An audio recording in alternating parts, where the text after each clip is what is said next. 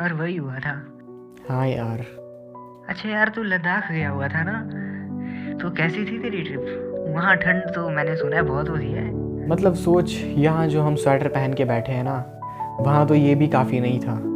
Temperature -15 -20 तक गिरता था। -15? भाई और साहब। सांस लेने में एफर्ट्स। और यही नहीं, हर छोटी चीज़ एक चैलेंज थी। पानी तक फ्रीज हो जाता था। पर उसी ठंड में लद्दाख का असली मज़ा था। मतलब सोच, जब सब कुछ फ्रीज हो जाए तब वहाँ के लोगों ने एक तरीका निकाला अपनी ज़रूरतों को पूरा करने का। मतलब ऐसा क्या देखा तूने वहाँ? तो यार, लद्दाख में बारिश ना के बराबर होती है। तो जब सर्दियों में पानी की इतनी ज़रूरत नहीं होती, तब लद्दाख के लोग एक कमाल की टेक्निक यूज़ करते हैं, आइस तूपा। ये एक आर्टिफिशियल ग्लेशियर है जो ठंडे मौसम में फ्रीज और गर्मियों में धीरे धीरे पिघलता है, जिसको फिर इरिगेशन जैसे इम्पोर्टेंट कामों के लिए यूज़ करते हैं। और जिस टाइम हम पहुँचे थे तब इसकी हाइट काफ़ी कम थी, मगर ये 30 से 50 मीटर्स तक ऊंचा हो सकता है।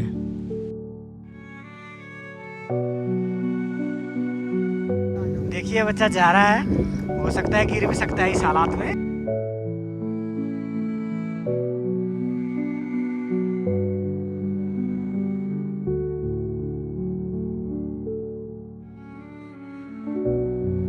लद्दाख में ठंड सिर्फ लाइफ का तरीका ही नहीं बदलती, बल्कि पूरे लैंडस्केप को एक अलग ही रूप दे देती है। जैसे आइस तूपा एक मैन मेड वंडर था, वैसे ही लद्दाख के रास्ते और पहाड़ खुद एक नेचुरल मास्टरपीस लग रहे थे।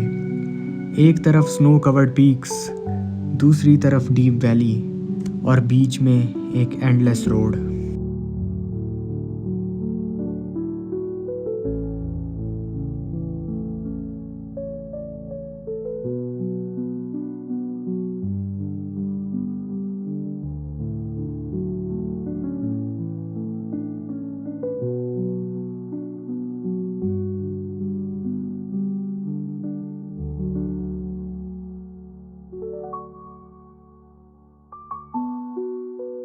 इन्हीं पहाड़ी रास्तों पर सफ़र करते हुए हर मोड़ एक नया सरप्राइज लेके आ रहा था।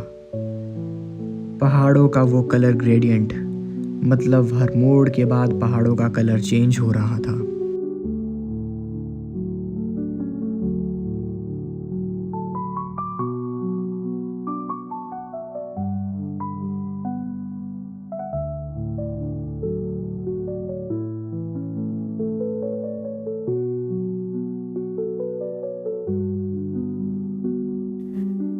और इसी सफ़र के बीच हम पहुंचते हैं एक डैम के पास। डैम? मतलब माहौल पूरा वेवी? नहीं यार, मतलब पूरा का पूरा फ्रोज़न डैम।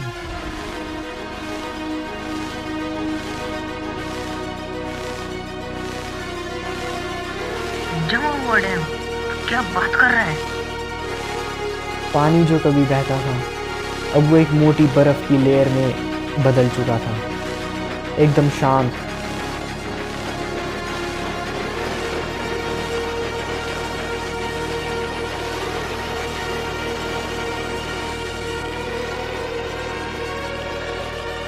और कोई वेवी माहौल नहीं। तो उस फ्रोजन डैम पे तो चल सकते हैं ना?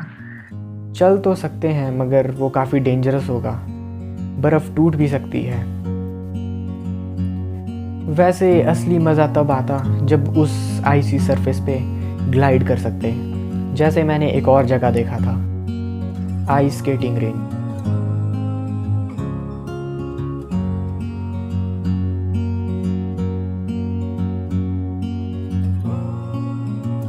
अलग ही एनर्जी थी वहाँ। एक खुला फ्रोज़न एरिया जहाँ लोग मज़े से स्केटिंग कर रहे थे।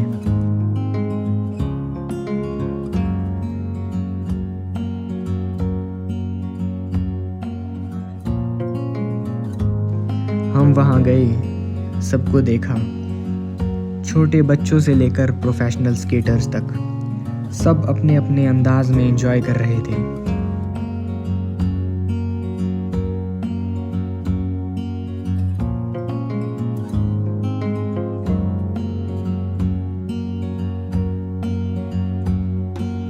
कोई स्मूथली ग्लाइड कर रहा था तो कोई गिर के उठ रहा था और फिर से ट्राई कर रहा था। एक तरफ से लोगों की हंसी मजाक की आवाज़ें और दूसरी तरफ से स्केट ब्लेड्स की आइस पर एक शार्प सी साउंड सुनाई दे रही थी। मन तो बहुत था ट्राई करने का, लेकिन बस खड़े होकर ये सब देखने में एक अलग ही मज़ा आ रहा था।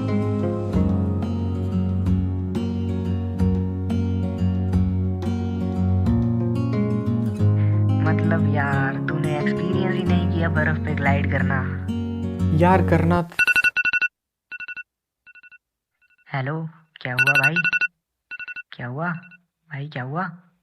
हेलो हेलो हेलो हेलो, क्या हुआ भाई? कुछ नहीं यार, बस मैं बोल रहा था कि अब यार लद्दाख घूमते घूमते मुझे एक चीज़ समझ आई। A place is not about its geography, its landscape. किसी भी जगह की जो सोल होती है वो होती है वहाँ की स्टोरीज़, वहाँ की हिस्ट्री। और यही स्टोरीज़ हमें सुनने को मिलती हैं हॉल ऑफ फेम में। Leh and Ladakh have a rich and diverse history, shaped by trade, culture and conflicts. पहले ये तिब्बत कल्चर से इन्फ्लुएंस्ड एक बुद्धिस्ट लैंड था जो सिल्क रूट का मेजर हब बना। 17th सेंचुरी में किंग सेंगे नामग्याल ने इसे एक्सपेंड किया और 1834 में जनरल जोरावर सिंह ने कंट्रोल ले लिया। इंडिपेंडेंस के बाद इंडो चाइना वॉर में लद्दाख का कुछ पार्ट चाइना ने ऑक्यूपाई कर लिया और 2019 में लद्दाख एक यूनियन टेरिटरी बना अपने रिच कल्चर और स्टनिंग लैंडस्केप के साथ।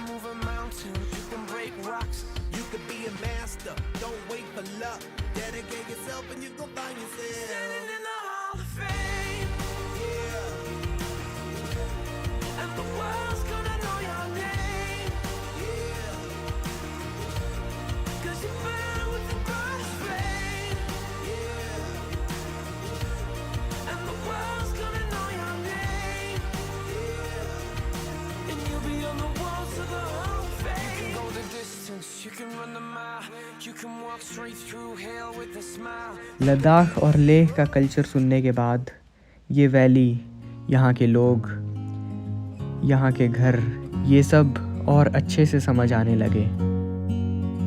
अगर तू ज़िंदगी में कभी ले जाता है ना तो हॉल ऑफ फेम ज़रूर जाना। मतलब अंदर इतने अच्छे से सारी चीज़ें एक्सप्लेन करी गई है ना, वहाँ की हिस्ट्री एक्सप्लेन करी गई है, वहाँ के बारे में एक्सप्लेन करा गया है, वहाँ का कल्चर, वहाँ के लोगों के बारे में एक्सप्लेन करा गया है। वहाँ जाने के बाद पता चलेगा कि वहाँ की सिग्निफिकेंस क्या है और ज़्यादा मज़ा आएगा घूमने में। हाँ यार, मैं भी कुछ यही सोच रहा था कि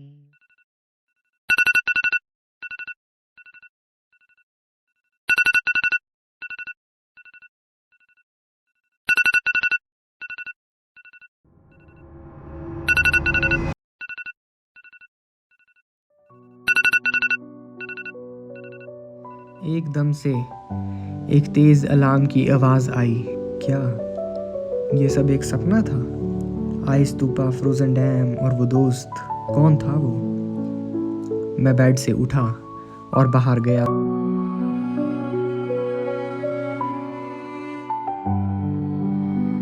और सामने वही बर्फ से ढके पहाड़, वही रंग और वही एहसास। पर ये सपना नहीं था, मैं अभी भी लद्दाख में था।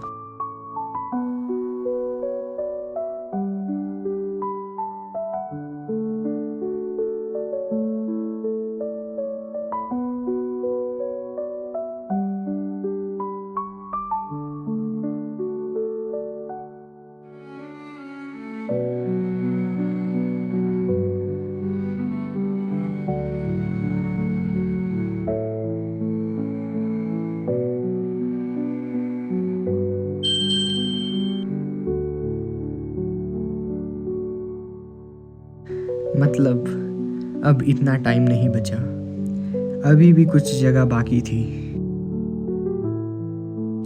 लद्दाख की हर जगह अपने अंदर एक अलग ही एहसास समेटे हुए थी। कभी मैस्मराइजिंग से लैंडस्केप में, तो कभी इन पुरानी जगहों में जो अब भी अपनी कहानियाँ सहेज कर रखे हुए थी। ऐसे ही एक जगह थी शे पैलेस।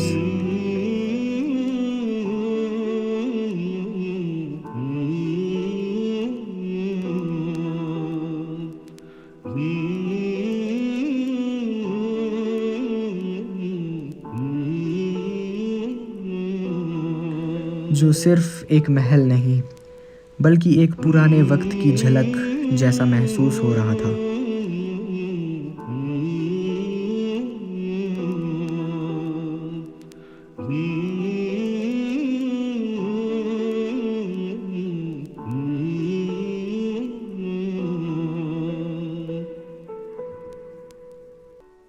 तू आती है सीने में जब जब सांसें भरता हूँ, तेरे दिल की गलियों से मैं हर रोज गुजरता हूँ।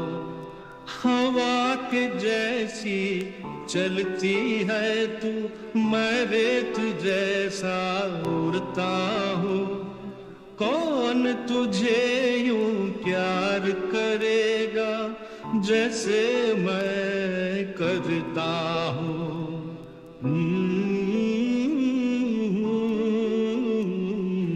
जैसे हर दीवार के अंदर एक कहानी छुपी हो, एक पुराने दौर की यादें जो आज भी वहाँ बसी हुई थी।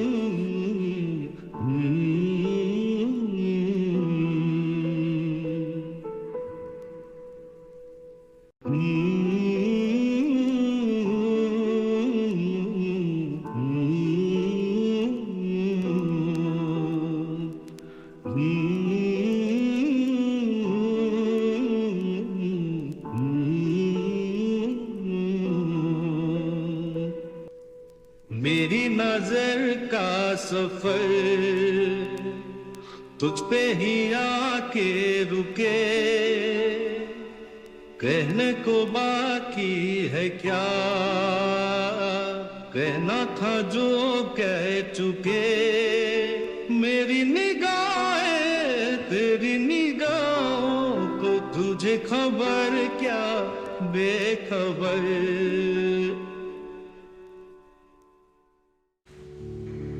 ऐसे ही यहाँ एक और जगह थी जो सिर्फ अपनी खूबसूरती या इतिहास के लिए नहीं बल्कि शांति और विश्वास के लिए भी जानी जाती है। गुरुद्वारा पत्थर साहिब।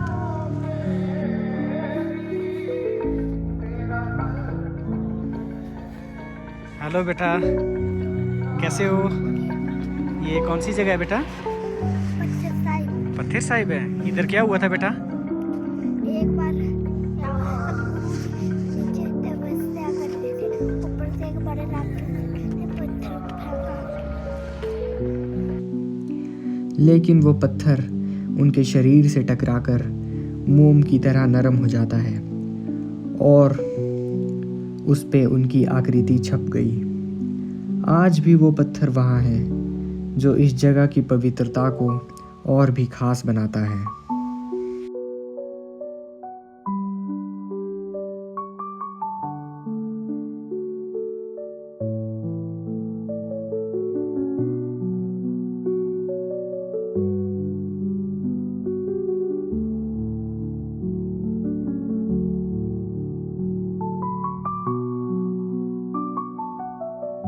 पर लद्दाख की खूबी ये है कि ये हर मोड़ पर एक नई चीज़ लाता है। एक तरफ ये रूहानी शांति थी तो दूसरी तरफ एक ऐसी जगह जहाँ नेचर और वाइल्ड लाइफ का अलग ही रूप दिखता है। डबल हम कैमल और याक्स।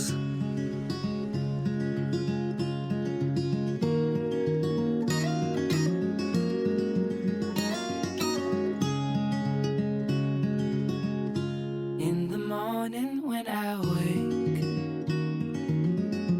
and the sun is coming through, oh, you fill my lungs with sweetness and you fill my head with you.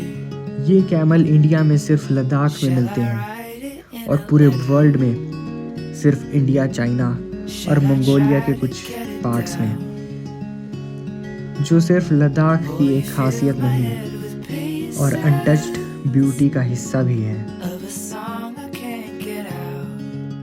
Double हम कैमल और याक देखना एक अलग ही एक्सपीरियंस था और एक ऐसे ही यूनिक एक्सपीरियंस की तलाश करते हुए हम जा रहे थे एक जगह पर जहाँ पे पहाड़ के ऊपर से पानी गिराते हैं और वो जम जाता है।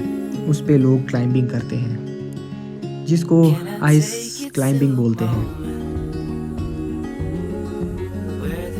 और उसकी भी एक टाइमिंग होती है, मगर हम थोड़ा लेट पहुंचते हैं और वहाँ कोई भी नहीं था। फिर थोड़ी डिसअपॉइंटमेंट के साथ वापस जा रहे थे, तभी वहीं पास में एक आइस स्लोप दिखती है, पूरा जमा हुआ पानी, बिल्कुल एक नेचुरल स्लाइड जैसा। कुछ बच्चे वहाँ स्लाइड भी कर रहे थे। फिर मुझे भी याद आती है उस दोस्त की जो सपने में बोल रहा था कि एक बार इस चीज़ को एक्सपीरियंस ज़रूर करना। फिर हम भी एक टायर लेके चल पड़ते हैं और मैं स्लोप की एज पे जाके बैठा और बस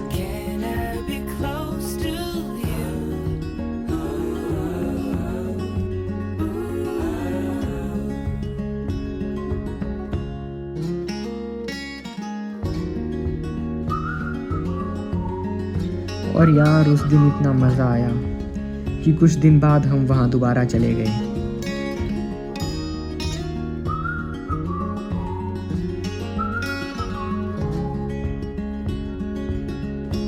पहले स्पीड थोड़ी कम थी, ठंडी हवा फेस पर लग रही थी और फिर अचानक स्लोप और स्टीप हो गई और स्पीड डबल। और एक टाइम के लिए लगा कि स्पीड कंट्रोल ही नहीं होगी। नीचे आते टाइम इतनी ठंड लग रही थी ना, पर दिल खुश हो गया। एक बार करने से मन नहीं भरा, टायर उठाया और दोबारा चला गया। लेह की हर जगह एक अलग ही कहानी है, कभी एडवेंचर, कभी नेचर की रॉ ब्यूटी और कभी कल्चरल फेस्टिवल का एक एक्सपीरियंस। बस ऐसे ही एक कल्चरल डाइव लेने का मौका मिला स्पीतुक लोसर फेस्टिवल में, जहां लद्दाख के ट्रेडिशन को बिल्कुल अप क्लोज देखने को मिला। स्पीतुक मोनेस्ट्री का लोसर फेस्टिवल एकदम अलग ही वाइब का था।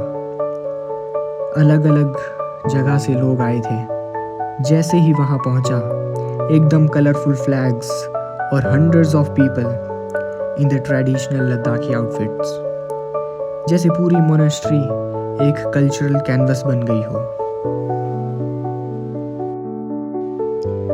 मॉन्क्स ने एक ट्रेडिशनल डांस की शुरुआत की, बड़े बड़े मास्क और हैवी आउटफिट्स पहन के स्लो रिदमिक मूवमेंट्स करते हैं।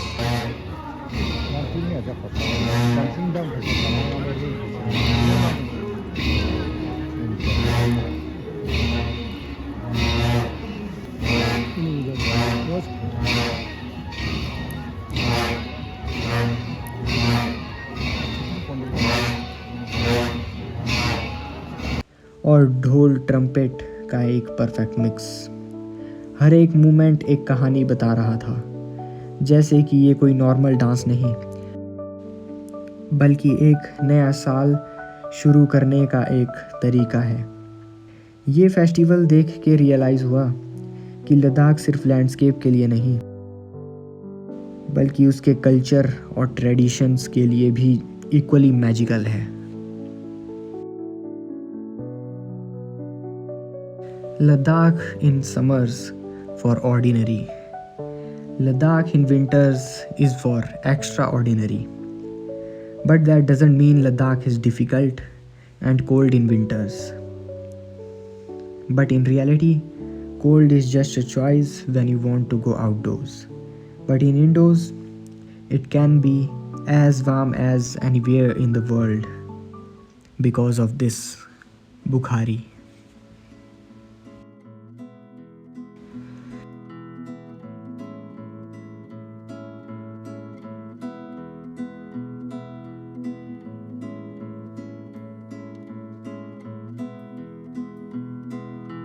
लद्दाख एक सफ़र नहीं, एक एहसास था। कहीं मिट्टी के पहाड़ तो कहीं जम चुकी नदियाँ। कभी एडवेंचर का जुनून था तो कभी पुरानी जगहों की कहानियाँ। और फिर पता ही नहीं चला कब वक्त निकल गया। आज भी सब याद करूँ तो लगता है जैसे एक ख्वाब जिया हो, जो अब भी दिल और दिमाग दोनों में ज़िंदा है। शायद यही सफ़र की खूबी है। और फिर पता ही नहीं चला कब वक्त निकल गया। आज भी सब याद करूं तो लगता है जैसे एक ख्वाब जिया हो। मंजिल तक पहुंच भी जाओ पर यादें हमेशा रास्ते में छोड़ आते हो।